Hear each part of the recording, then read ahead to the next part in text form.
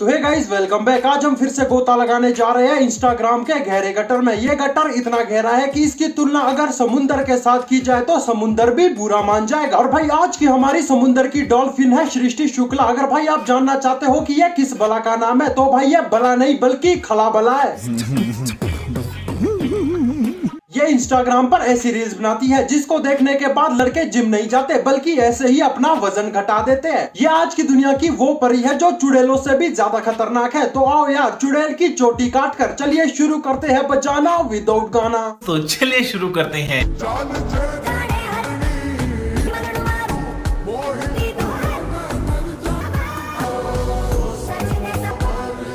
हाँ भाई जब तक आप ये सब ना दिखा दो आपकी रील बनी कैसे सकती है, क्योंकि आप रील थोड़ी बना रहे हो बल्कि टेलर को अपने कपड़ों का नाप दे रहे हो और वो भी बिना कपड़ों के। भाई मुझे तो समझ नहीं आ रहा कि लड़कियों का ये कंटेंट के नाम पर क्या चल रहा है। माना कभी कभार वीडियोस में ग्लैमर दिखा देना चाहिए, पर भाई ये ग्लैमर थोड़ी दिखा रही है बल्कि बकचोदी कर रही है। इसका बस चले तो, पर भाई बस रुकाई कब है, चली तो रहा है तभी तो ऐसी वीडियोस बना रही है।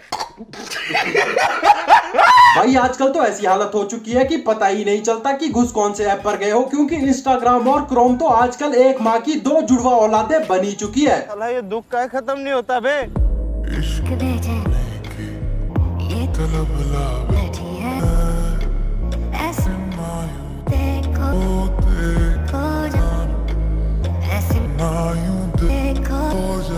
भाई मुझे तो समझ ही नहीं आ रहा कि ये सब चल क्या रहा है। मैंने अपनी नादान जिंदगी में बहुत सारे सिनेमैटिक शॉट देखे हैं, पर भाई पिछवाड़े का सिनेमैटिक शॉट कौन बनाता है? छीन टपाक डम डम।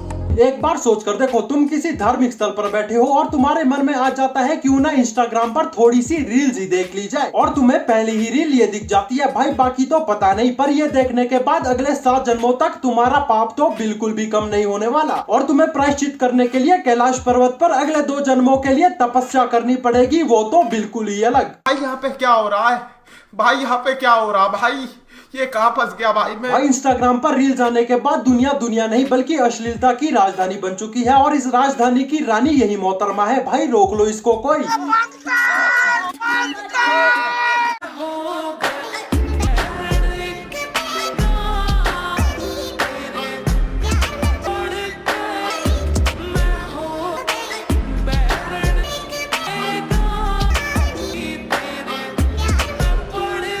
भाई दीदी से जाकर कोई पूछ कर आओ कि कौन से जिम जाती हो, क्योंकि जितना आर्च इसकी पीठ में है थोड़ी ही देर में धनुष बनने वाली है और तीर सीधे हमारे पिछवाड़े में घुसने वाले हैं। I am sorry, बाबू। और भाई मुझे तो समझ नहीं आता कि कोई अपनी छाती को अपने से 2 किलोमीटर आगे और अपने पिछवाड़े को अपने से 2 किलोमीटर पीछे रखकर कोई कैसे चल सकता है। दीदी आपको थकान नहीं होती? अरे बेटे तुझे थकान नहीं लग रही क्या? भाई ये सब क्या देखना पड़ रहा है? थोड़े दिनों में अगर तुम्हें लोग धनुष बने हुए दिखाई देते हैं तो उसमें कोई बड़ी बात नहीं है, क्योंकि धनुषों की दुनिया की सबसे बड़ी धनुष तो यही होगी, ऐसे वाली।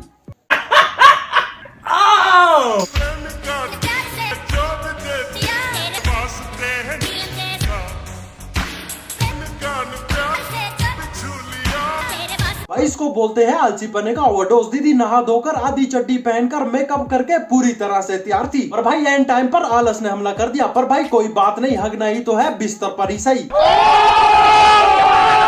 और दीदी को जाकर कोई समझाओ कि हॉट नहीं बल्कि नागिन लग रहे हो, और वो भी बिस्तर पर लेटी हुई बिना फनों वाली नागिन। और अभी तक इसकी मम्मी कैसे चुप है? क्या दीदी को किसी ने सिखाया नहीं कि नए कपड़े पहनकर बेड पर नहीं चढ़ते? अगर ये काम गलती से मैंने किया होता तो अभी तक मम्मी की चप्पल लॉन्च हो चुकी होती और टारगेट पर पहुंचने ही वाली होती। भाई बेड पर ये सब क्या हो रहा है? ये सहने के बाद बेड भी वापस लकड़ी बनना चाहता होगा और भस्म हो जाना चाहता होगा, और सदा सदा के लिए पृथ्वी से टाटा बाय बाय बोल देना चाहता होगा। खत्म, bye bye, tata, goodbye, गया।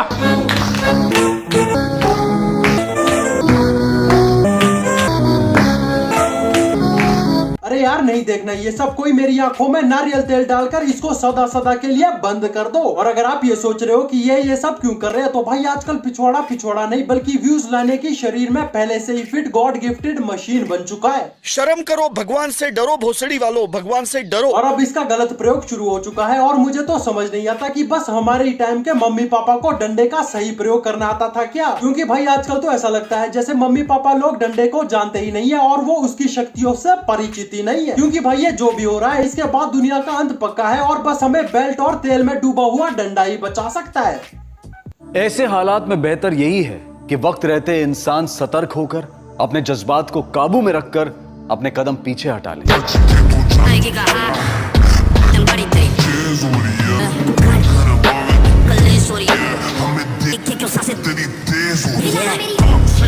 भाई मैं पहाड़ों में रहता हूँ और यहाँ पर भी बहुत ज्यादा बर्फ पड़ती है और जब बर्फ पड़ती है तो भाई यहाँ पर बहुत ज्यादा ठंड हो जाती है और भाई 2 जैकेटों के बिना बाहर निकलना मुश्किल हो जाता है। पर दीदी 2.5 कपड़ों में बर्फ में खेल रही है। दीदी इंसान नहीं है बल्कि देवी है, इसका बस चले तो माउंट एवरेस्ट साड़ी में ही चढ़ ले। झूठ बोल रहा है। पर भाई ये सब करने के बाद हाथ तो सुन जरूर हुए होगे, मैं मान ही नहीं सकता कि नहीं हुए होगे, बिल्कुल नहीं मान सकता, नहीं। तो भाई हाथों की झंझनाहट आज के लिए बस इतनी ही। चलिए यही खत्म करते हैं आज की वीडियो को। आपको ये वीडियो पसंद आई है तो चैनल को सब्सक्राइब कर दे, वीडियो को लाइक कर दे, बेल आइकन दबाना ना भूले और कमेंट जरूर से कर दे। Thanks for watching.